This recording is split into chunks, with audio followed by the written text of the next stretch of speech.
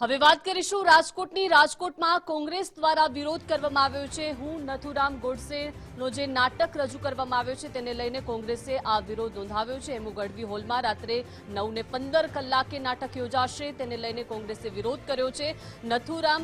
નાથુરામ ગોડસેના નાટક પર કોંગ્રેસના ગંભીર આરોપ છે। ગાંધીજીના હત્યારાને હીરો બનાવવાના પ્રયત્ન કરવામાં આવી રહ્યા છે તેવું પાર્થિવરાજે જણાવ્યું છે। ગુજરાતમાં ગોડસેને હીરો નહીં બનવા દઈએ તેવી પણ તેમણે વાત કરી છે।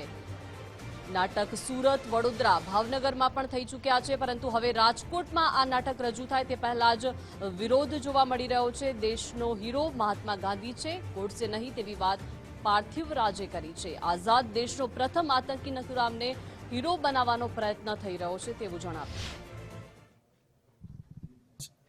હું નાથુરામ ગોડસે, कोई आइडिया ग्रुप, कोई आसिफ पटेल, कोई परितोष पेंटर आ प्रकारना लोको आ नाटकने प्रस्तुत करी रह्या छे जे एनी जाहेरातमां छे।